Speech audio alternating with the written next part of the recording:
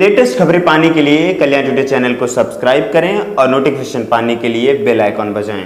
दिल्ली में और देश भर में कोरोना के केसेस अब कम हो रहे हैं और हम सब देख रहे हैं कि किस तरह से रोज़ाना का जो पॉजिटिविटी रेट है वो भी अब 0.1% से लगातार नीचे चल रहा है पिछले कई हफ्ते से।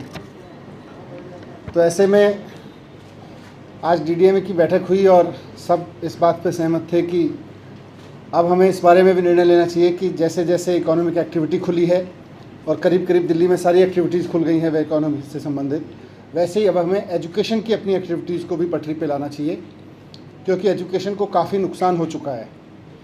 हम चाहे जो कहें, लेकिन ऑनलाइन एजुकेशन कभी भी ऑफलाइन एजुकेशन का विकल्प नहीं हो सकती। इस बात को सब टीचर्स मानते हैं, बच्चे मानते हैं, एक्सपर्ट्स मानते हैं कि जो पढ़ाई स्कूल में आके होती है वो कभी भी घर पे बैठ के ऑनलाइन कमरों में ऑनलाइन बैठ के तो हो ही नहीं सकती है।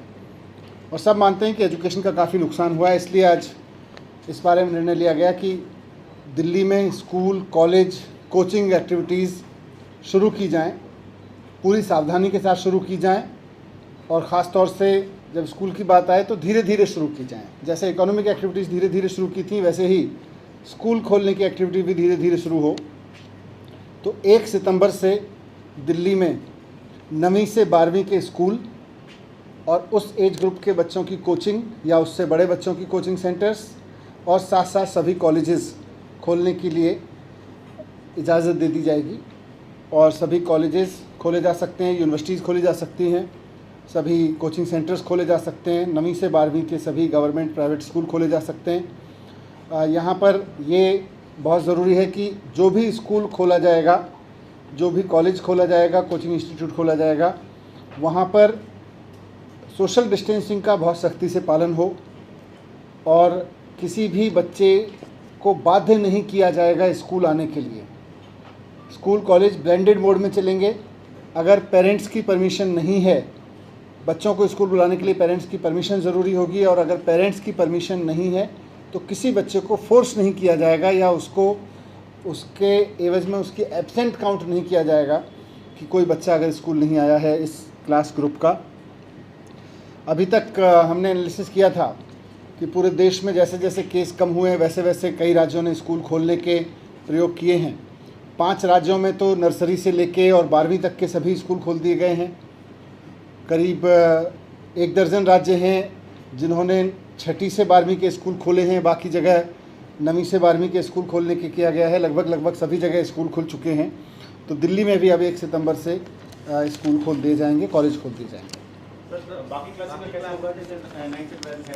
बाकी क्लासेस के बारे में फिर ये अभी स्कूल खोलने के बाद किस तरह का बिहेवियर रहता है, प्रोटोकॉल्स का किस तरह से पालन हो पाता है, इसके बाद निर्णय लिया जाएगा। अभी उसमें कोई निर्णय नहीं लिया जाएगा। सर, स्कूल के जो टीचर्स हैं क्या वो पूरी तरीके से वैक्सीनेट हो चुके हैं? कितने पेरेंट्स ने कहा था खुलना चाहिए, नहीं, और एक्सपर्ट कमेटी क्या कह रही है?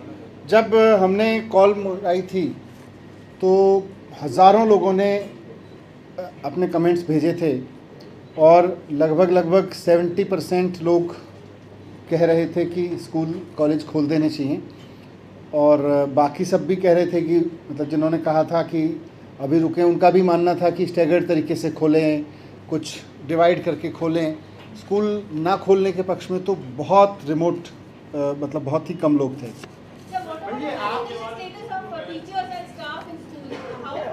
हमने पिछले 1 महीने में दिल्ली के टीचर्स को वैक्सीनेट कराने के लिए स्पेशल ड्राइव्स चलाए हैं और सरकारी स्कूलों का करीब 98%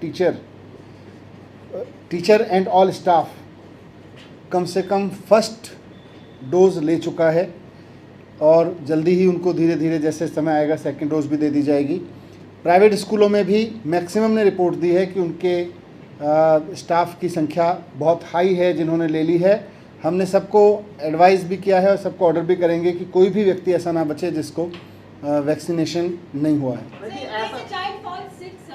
ऐसा होता है कि कहीं पे जो बच्चा को पॉजिटिव वो पाया जाता है तो what is your response immediately so that it does not spread and life is safe? नहीं, उसके लिए पूरे प्रोटोकॉल स्कूल की तरफ अभी जारी होंगे। एक बार आज निर्णय लिया गया है उसके बाद प्रॉपर प्रोटोकॉल्स उसके लिए जारी होंगे। सर जो बच्चे स्कूल में नहीं आना चाहते उनकी ऑनलाइन क्लास चलेगी क्या? नहीं, इसीलिए ब्लेंडेड मोड में, जैसा कई राज्यों में हमने स्टडी किया वहाँ चल रहे हैं, ऑनलाइन क्लास भी चलेगी और ऑनलाइन भी साथ साथ होगा। SOPs बनाने की स्कूल को भी इजाजत होगी कि 50% बुलाना चाहता है या फिर फुल स्ट्रेंथ में बुलाना चाहता है, इस तरीके कुछ स्टैंडर्ड ऑपरेटिंग प्रोसीजर सरकार के द्वारा दिए जाएंगे और स्कूल्स को भी कहा जाएगा कि विकट परिस्थितियों में या ऐसी परिस्थितियों में जो अनफोर्सीन है उसके लिए वो खुद भी निर्णय ले सकें और उसमें डिसीजन। सर क्या स्कूल में वैक्सीन लगेगी क्या?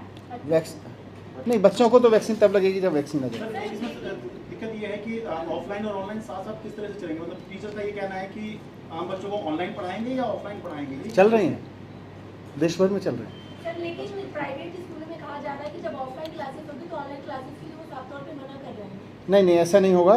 ऑनलाइन क्लासेस के लिए किसी बच्चे को मना नहीं किया जाएगा। बिना पेरेंट की परमिशन के किसी भी बच्चे को फोर्स नहीं किया जाएगा बुलाने के लिए।